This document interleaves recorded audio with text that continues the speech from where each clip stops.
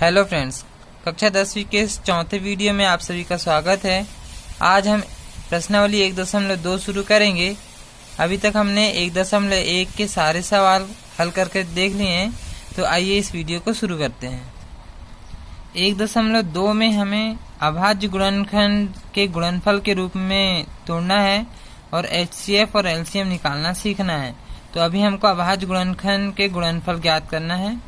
तो इसमें 5 सवाल दिए हुए हैं, तो मैं 2 या 3 सवाल बताता हूँ, बाकी 2 सवाल आप लोगों के लिए होमवर्क रहेगा। यहाँ पर पहला प्रश्न है 140। हमें 140 का अभाज्य गुणनखंड विधि से इसका गुणनफल निकालना है। तो आइए देखते हैं। 140 में हमको अभाज्य संख्या से भाग देते जाना है, इसका गुणनखंड निकालना है। तो सबसे पहले भाग देंगे हम 2 से। 2 सत्ते 14 बचा 0। फिर 2 से भाग देंगे 2 तिया 6, 2 तिया 6, यहाँ पर बचेगा 1, 10 हो जाएगा। 2 पंचे 10। अब 5 से भाग जाएगा 5 7 35, अब 7 से भाग जाएगा 7 एकम 7। तो हमारे पास 140 के गुणनखंड के रूप में आ गए 2 गुणा 2 गुणा 5 गुणा 7। यहाँ पर देखोगे 2 यहाँ पर 2 बार आया है, तो इसको 2 की घात में 2 लिख सकते हो, गुणा 5 गुणा 7। तो बस 140 के ये अभाज्य गुणनखंड हो गए। बस ये सवाल इतना ही करना है। इसी तरह 156, 3825, 5005 और 7429 ये सवाल हैं, इनको भी हल कर सकते हैं। अब ये 156 और 3825 आपके लिए होमवर्क है। मैं 5005 और 7429 वाला को, तो हम 5005 का अभाज्य गुणनखंड निकालते हैं। तो आखिरी में यहाँ पर देखोगे 5 है, तो ये संख्या 5 से ही भाग जाएगी। तो सबसे पहले देंगे 5 एकम 5, ये 2 जीरो वैसे ही जाएगा, 5 एकम 5। अब इसके बाद अब लास्ट में 1 आ गया। अब ये सवाल 7 से भाग जाएगा, तो 7 से भाग देंगे तो 7 एकम 7, यहाँ 10 है तो 3 शेष बच जाएगा, 30 हो जाएगा वहाँ पे। 7 चौके 28, 29 30 बचेगा यहाँ पर 2, 21 हो जाएगा वहाँ पे। 7 तिया 21। अब 143 बचा है यहाँ पे। अब हम देकर देखते हैं अब किससे जाएगा, 11 से देकर देखते हैं। तो 11 एकम 11, 12 13 14, यहाँ बच जाएगा 3, 33 हो गया। 11 तिया 33, 13 हो गया। अब 13 से ही भाग जाएगा, 13 एकम 13। हमेशा यहाँ पे अभाज्य संख्याओं से भाग जाएगा। तो अब यहाँ पे 5005 का अभाज्य गुणनखंड हो गया हमारा 5 गुणा 7 गुणा 11 गुणा 13। तो ये आंसर हो जाएगा हमारा अभाज्य गुणनखंड। एक लास्ट वाला प्रश्न भी देखते हैं, 7429 वाला। इसमें अब किस अभाज्य संख्या से भाग देना है ये समझ में नहीं आता, इसलिए मैं इस सवाल का भी सॉल्यूशन दे रहा हूँ। अब हम इसमें भाग देकर देखेंगे। तो सबसे पहले अब भाग दोगे आप इसमें 17 से भाग जाएगा ये 17 चौके 68, 74 है यहाँ पे। 17 चौके 68, तो यहाँ बचेगा 6, हो गया 62। फिर 17 तिया 51, 62 में से 51 घटाएंगे तो बचेगा 11, 119 हो जाएगा। और 17 सत्ते 119। अब इसके बाद यहाँ पर भाग जाएगा 19 से, तो 19 दूनी 38, 19 दूनी 38, 38 तो यहाँ पे बचेगा 5, 57 हो जाएगा। और 19 तिया 57। अब इसके बाद भाग जाएगा 23 से, तो 23 एकम 23। तो यहाँ पर 74 29 के अभाज्य गुणनखंड आएंगे 17 गुणा 19 गुणा 23। तो बस इसके यही अभाज्य गुणनखंड होंगे। तो प्रश्न नंबर 1 में इसी प्रकार से हैं। आपको यहाँ पे प्रश्न नंबर 2 और प्रश्न नंबर 3 होमवर्क है, ये दोनों के अभाज्य गुणनखंड आप लोग निकालेंगे। तो आइए प्रश्न नंबर 2 देखते हैं। ये वाला सवाल परीक्षा के लिए महत्वपूर्ण है, तो इसे अच्छे से तैयार कर लीजिए। यहाँ पे बोल रहा है पूर्णांकों के HCF और LCM लघुत्तम समापवर्तक और महत्तम समापवर्तक दोनों निकालना है, और इसकी जांच कीजिए। 2 संख्याओं का गुणनफल बराबर HCF गुणा LCM। हमको ये जांच भी करके बताना है, ये फॉर्मूला भी ऑब्जेक्टिव के रूप में पूछता है। तो जब भी HCF और LCM दोनों निकालने के लिए बोले तो सबसे पहले आप HCF निकालें, महत्तम समापवर्तक निकालें, उसी से फिर LCM भी निकल जाता है। तो आइए पहला वाला सवाल देखते हैं, 26 और 91। तो 26 में सबसे पहले भाग दोगे आप 2 से, तो 2 एकम 2 और 2 तिया 6, 13 हो जाएगा। फिर 13 से भाग देंगे, 13 एकम 13। यहाँ पे अब भाग दोगे आप 7 से, 7 एकम 7, यहाँ बचेगा 2, 21 हो जाएगा। 7 तिया 21, या 13 से भी भाग दे सकते थे। अब 13 से भाग देंगे, 13 एकम 13। तो अब यहाँ पर देखोगे आप 26 के गुणनखंड क्या क्या आए हैं और 91 के गुणनखंड क्या क्या आए हैं।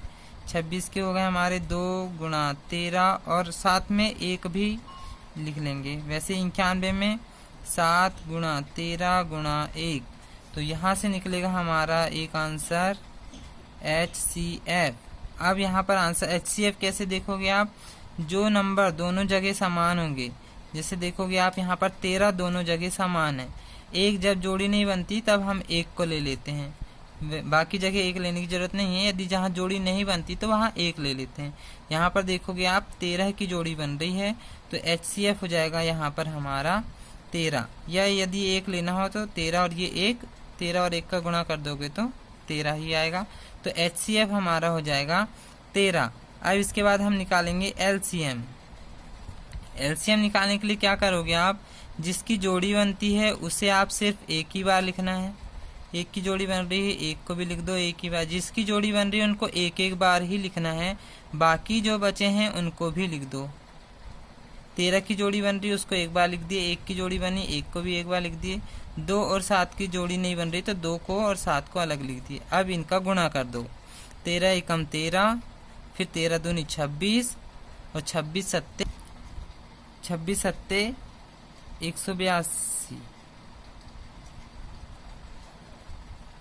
182 आंसर हो जाएगा। तो हमारा HCF आ गया 13 और LCM आ गया 182। अब यहाँ पे हमें जांच भी करना है, तो अब हम जांच करके देखेंगे। तो अब हम जांच कैसे करेंगे, यहाँ पर एक फॉर्मूला दिया हुआ है हमें, 2 संख्याओं का गुणनफल बराबर HCF गुणा LCM। अब 2 संख्या में कौन सी संख्या रखेंगे हम, जो हमको प्रश्न में दी हुई 2 संख्या 26 और 91, और HCF 13 और LCM 182। तो 2 संख्या में पहले रखेंगे 26 गुणा 91 बराबर HCF रखोगे आप 13 और LCM रखोगे 182। अब इनका गुणा करना है। 26 और 91 का आप रफ में गुणा करके देखेंगे तो इसमें आंसर आएगा 2366। उसी प्रकार 182 और 13 का गुणा करके देखोगे तो इसमें भी आएगा 2366। तो दोनों पक्ष समान हो गए, मतलब है हमारा ये जांच हो गया कि LCM और HCF दोनों नंबर सही आए हैं, यदि इसमें जांच में दोनों पक्ष बराबर होते हैं। तो हमारा ये पहला वाला प्रश्न यहीं पर समाप्त। इसी प्रश्न की तरह प्रश्न नंबर 2 और प्रश्न नंबर 3 भी सेम है, तो ये दोनों क्वेश्चन आपके लिए होमवर्क है। यदि क्वेश्चन आपको नहीं बनता है तो फिर आप मुझे कमेंट करके बताएं, तो मैं इसका फिर सॉल्यूशन वीडियो बनाऊंगा। तो अब हम आप देखते हैं क्वेश्चन नंबर 3। इसमें भी अभाज्य गुणनखंड विधि से HCF और LCM बस ज्ञात करना है, इसमें जांच नहीं करना है। तो क्वेश्चन नंबर 3 का फर्स्ट वाला क्वेश्चन देखते हैं। ये वाला जो क्वेश्चन है ज़्यादातर परीक्षा में पूछा जाता है। यहाँ पर 12, 15 और 21 3 संख्या दी हुई है, तीनों के हमको HCF और LCM दोनों निकालना है। तो सबसे पहले हम HCF निकालेंगे, तो तीनों का अलग अलग अभाज्य गुणनखंड पहले निकालेंगे। तो तीनों के अभाज्य गुणनखंड निकालेंगे। सबसे पहले 12 का देखते हैं, तो 2 छिंग 12, 2 तिया 6, 3 एकम 3। 15 में 3 से भाग दे दो, 3 5 6 15, 5 एकम 5। इसमें 3 से भाग दे देते हैं, 3 7 21, 7 एकम 7। अब हम तीनों के अभाज्य गुणनखंड अलग से लिख लेते हैं। तो 12 के क्या क्या आए हैं, 2 गुणे 2 गुणे 3 गुणा 1। 15 के 3 गुणा 5 गुणा 1 और 21 के 3 गुणा 7 गुणा 1। अब सबसे पहले हम निकालेंगे HCF। यहाँ पर अब हमारा आंसर निकलेगा, जिसकी जोड़ी बनेगी उसे हम लिख लेते हैं। तो यहाँ पर देखोगे आप 3 3, यहाँ तीनों जगह सेम है। जो संख्या तीनों जगह सेम हो वही उसका HCF होगा। यहाँ पे तीनों जगह यहाँ पर देखोगे आप 3 है, एक बार 3 लिख लेते हैं, और तीनों जगह 1 भी है। अगर कोई संख्या आती तब 1 लिखने की जरूरत नहीं होती। यदि कोई किसी संख्या की जोड़ी बनती है तो 1 नहीं लिखते, और यदि किसी संख्या की जोड़ी नहीं बन रही तो फिर 1 लगा सकते हो। तो यहाँ पे 3 एकम 3, तो हमारा HCF हो जाएगा 3। अब इसके बाद आप निकालोगे LCM। अब LCM कैसे निकालते हैं? जिस संख्या की जोड़ी बनती है उसे सिर्फ एक ही बार लिखना है। जिस संख्या की जोड़ी बन रही है उन्हें सिर्फ एक ही बार लिखना है, बाकी जो नंबर बचे हैं उनको सबको लिख दो। तो यहाँ पर देखोगे 2 यहाँ पर 2 बार आया है, 5 आया है और 7 आया है। यहाँ जोड़ी बनाना है, मतलब तीनों जगह देखेंगे हम, तीनों जगह वही संख्या रहनी चाहिए, ऐसी जोड़ी नहीं बनाना है, तीनों जगह होना चाहिए। तो अब इन सभी संख्या का गुणा कर देते हैं। तो 3 एकम 3, 3 दूनी 6, 6 दूनी 12, 12 पंचे 60, और 60 और 7 का गुणा कर देंगे तो 420। तो हमारा HCF यहाँ पर हो गया 3 और LCM आ गया हमारा 420। तो ये आंसर भी यहाँ पर खत्म हुआ। क्वेश्चन नंबर 3 में जो सेकंड वाला है ये भी आप कर सकते हैं। 17, 23, 29 ये इन्हीं संख्या से बस भाग जाएगा और किसी से नहीं जाएगा। 17 एकम 17, 23 एकम 23, 29 एकम 29, तीनों जगह यहाँ पर 1 1 सेम होगा बस। तो इसका HCF हो जाएगा 1, और LCM में तीनों का यहाँ पर गुणा कर दोगे तो LCM निकल जाएगा। उसी प्रकार प्रश्न नंबर 3 भी है। तो अब हम देखते हैं अब प्रश्न नंबर 4। ये सवाल IMP है, इसको अच्छे से करना है। क्वेश्चन नंबर 4 में HCF 306 और 657, मतलब 306 और 657 का HCF हमें दिया हुआ है 9। हमको इन्हीं दोनों संख्याओं का LCM ज्ञात करना है। अब HCF दिया हुआ है, LCM ज्ञात करना हो, या LCM दिया हो HCF ज्ञात करना हो, उसके लिए हम क्वेश्चन नंबर 2 का ये वाला फॉर्मूला लगाएंगे। इस फॉर्मूले को भी अच्छे से याद कर लीजिए। इसी से कोई भी एक नंबर दिया हो तो उससे हम दूसरा नंबर निकाल सकते हैं। तो आइए ये सवाल देखते हैं। तो यहाँ पर दो संख्या है 306 और 657, ये दो नंबर है। इनका HCF दिया हुआ है हमें 9, LCM ज्ञात करना है। तो वही फॉर्मूला लगाएंगे, दो संख्याओं का गुणनफल बराबर HCF गुणा LCM।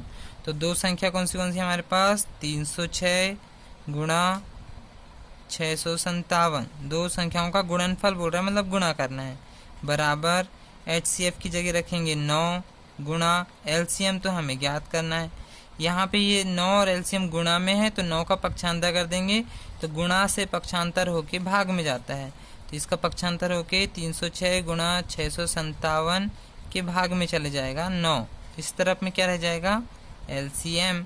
अब हम 9 से 306 भी भाग चले जाएगा और 657 भी भाग चले जाएगा। तो 9 से हम किसी एक नंबर को काट देते हैं। तो मान लो हम 306 को काट दे रहे हैं तो 9 तिया 27, बचेगा 3, 36 हो जाएगा, और 9 चौके 36। अब यहाँ पर 34 और 657 बचा है। अब इसका सबका गुणा कर देंगे हम। अब आप रफ में 34 और 657 का गुणा करके देखेंगे तो 22,338 आंसर आएगा। तो हमारा LCM निकल गया 22,338। तो क्वेश्चन नंबर 4 भी यहाँ पे कंप्लीट हो चुका है। क्वेश्चन नंबर 5 दिया है, जांच कीजिए कि क्या किसी प्राकृत संख्या n के लिए संख्या 6 की घात n अंक शून्य पर समाप्त हो सकता है या नहीं। हमें बताना है 6 की घात जो n है शून्य पर समाप्त होता है कि नहीं। बस हमें इतना, इसमें एक छोटी सी चीज़ याद रखना है, यदि जो भी संख्या दिया हुआ उसके अभाज्य गुणनखंड में यदि 5 आ रहा है तो वह संख्या शून्य पर समाप्त होगी। तो जो भी नंबर दिया हो उसके अभाज्य गुणनखंड में 5 आना चाहिए। यदि 5 नहीं आ रहा है इसका मतलब वह शून्य पर समाप्त नहीं होगा। बस ये सवाल इतना सा है। तो आइए इस सवाल को शुरू करते हैं।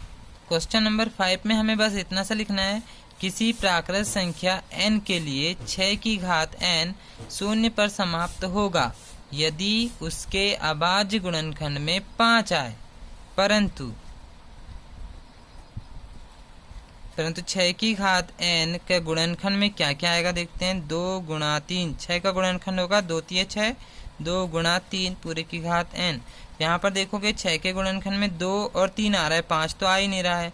तो 2 और 3 आ रहा है, इसीलिए यह शून्य पर समाप्त नहीं होगा। तो यहाँ पर आप इस प्रकार से लिख दें, इसमें अभाज्य गुणनखंड 5 नहीं है। जब इसमें अभाज्य गुणनखंड 5 नहीं होगा, अतः 6 की घात n शून्य पर समाप्त नहीं होगा। यहाँ पर क्वेश्चन नंबर 5 समाप्त हुआ। अब देखते हैं प्रश्न नंबर 6। प्रश्न नंबर 6 में 2 प्रश्न दिए हुए हैं, हमें बताना है कि ये भाज्य संख्याएं क्यों हैं। तो हमें पता है कि जब एक भाज्य संख्या और एक अभाज्य संख्या का गुणा करते हैं तो वह भाज्य संख्या बन जाती है। तो अब हम इसमें पहला सवाल देखते हैं यहाँ पर दिया 7 गुणा 11 गुणा 13 प्लस 13 प्लस में अलग से है। उसी प्रकार यहाँ पर भी संख्या दिया हुआ है, यहाँ पे प्लस 5 अलग से दिया हुआ है। तो यहाँ पर दोनों जगह 5 है, यहाँ से 5 उभयनिष्ठ आ जाएगा। वैसे यहाँ पर दोनों जगह 13 है, तो यहाँ से दोनों जगह से 13 उभयनिष्ठ आ जाएगा। तो आइए ये सवाल देखते हैं। तो अब हम यहाँ पर देखेंगे दोनों जगह पे 13 समान संख्या है, तो दोनों जगह से हम 13 उभयनिष्ठ ले लेते हैं। उभयनिष्ठ मतलब एक पद ये हो गया और प्लस लग गया तो ये दूसरा पद हो गया। तो दोनों जगह से हम 13 बाहर निकाल रहे हैं। यहाँ पर बचेगा 7 गुणा 11 धन, यहाँ से पूरा 13 बाहर गया तो 13 एकम 13 होता है, इसलिए वहाँ पर बचेगा 1। तो हो गया 13 और 11 और 7 का यहाँ गुणा कर देंगे, 11 सत्ते 77 धन 1। तो ये हो जाएगा 13, यहाँ पर कोष्टक लगा है मतलब गुणा, और 77 और 1 78। मतलब ये 13 तो अभाज्य संख्या है और 78 एक भाज्य संख्या है। तो अभाज्य और भाज्य संख्या का गुणा करते हैं तो यह संख्या बन जाती है भाज्य संख्या। तो यहाँ पर अब आप नोट में लिख लेंगे भाज्य। तो यहाँ पर हमने एक नोट लिख लिए है कि भाज्य और अभाज्य, ये है अभाज्य और ये हो गई भाज्य। भाज्य और अभाज्य संख्या का गुणनफल सदैव भाज्य संख्या होता है, इसलिए ये जो नंबर दिया हुआ है यह भी एक भाज्य संख्या होगी। इसी जैसा दूसरा वाला क्वेश्चन भी, उसको भी देखते हैं। जो दूसरा वाला जो क्वेश्चन है उसमें देखेंगे यहाँ प्लस लग गया है तो 5 इधर अलग हो गया और ये दूसरा पद हो गया। दोनों जगह देखेंगे 5 5 समान संख्या है, तो दोनों जगह से हम 5 उभयनिष्ठ निकाल लेते हैं। तो यहाँ बचेगा 7 गुणा 6 गुणा 4 गुणा 3 गुणा 2 गुणा 1 धन, यहाँ से 5 बाहर चले गया तो 5 एकम 5 होता है, इसलिए वहाँ बच जाएगा 1। अब यहाँ पर जो संख्या बची है उनका गुणा कर देते हैं। तो अब आप यहाँ पर गुणा करेंगे तो 2 एकम 2 2 3 6 6 चौके 24 और 7 6 42 24 और 42 का यहाँ पर गुणा कर देते हैं। 7 6 42 और यह हो जाएगा 24 और धन 1। 42 और 24 का आप यहाँ पर गुणा करेंगे, ये हो जाएगा 1008 धन 1। अब 5 1008 और 1 को जोड़ेंगे तो 1009 हो जाएगा। तो ये हो गई अभाज्य संख्या और ये हो गई भाज्य संख्या। भाज्य और अभाज्य संख्या का गुणा करेंगे तो हमेशा भाज्य संख्या प्राप्त होगी। तो अब यहाँ पर एक नोट लिखेंगे, यहाँ पर भी हमने वही नोट लिख ली, सभी भाज्य और अभाज्य संख्या का गुणनफल सदैव भाज्य संख्या होती है। तो अब इसीलिए आप यहाँ पे आंसर लिख देंगे हम, आंसर अतः यह दोनों संख्या भाज्य संख्या हैं। यहाँ पे प्रश्न नंबर 6 भी समाप्त हो गया, ये दोनों भाज्य संख्या आ गई। अब लास्ट प्रश्न बचा है प्रश्न नंबर 7। किसी खेल के मैदान के चारों ओर एक वृत्ताकार पथ है। इस मैदान का एक चक्कर लगाने में सोनिया को 18 मिनट लगते हैं। इसी मैदान का चक्कर लगाने में रवि को 12 मिनट लगते हैं। मान लीजिए वे दोनों एक साथ एक ही स्थान पर एक ही समय पर चलना प्रारंभ करते हैं, एक ही दिशा में चलते हैं। दोनों एक स्थान से एक ही समय पर चलना प्रारंभ करते हैं, एक ही दिशा में चलते हैं। कितने समय बाद वे पुनः प्रारंभिक स्थान पर मिलेंगे? सोनिया जो है 18 मिनट लगते हैं एक मैदान का चक्कर लगाने में और रवि को 12 मिनट लगते हैं। दोनों एक साथ दौड़ना शुरू कर रहे हैं, तो दोनों एक साथ प्रारंभिक स्थान पर कब मिलेंगे ये हमें देखना है। मतलब दोनों का आपको एलसीएम निकालना है, 18 और 12। सोनिया और रवि का एलसीएम निकाल लेंगे तो उससे पता चल जाएगा दोनों कितने समय में मिलेंगे। तो आइए इस सवाल को देखते हैं। सोनिया को लग रहे हैं 18 मिनट, रवि को लग रहे हैं 12 मिनट। हमको यहाँ पर दोनों का एलसीएम निकालना है, तो हम दोनों का जब सिर्फ हमें एलसीएम निकालना हो तो दोनों को एक साथ निकाल लें। तो हम दोनों को एक साथ निकाल ले रहे हैं, 18 और 12 दोनों का एक साथ निकाल लें, अलग अलग ना निकालें। तो पहले भाग दे देते हैं 2 से, 2 नम 18, 2 छिंग 12। फिर 2 से भाग देंगे तो 2 के पहाड़ में तो 9 नहीं आता, तो 9 वैसे ही उतार लेंगे, 2 तिया 6। अब 3 से भाग जाएगा, 3 तिया 9, 3 एकम 3।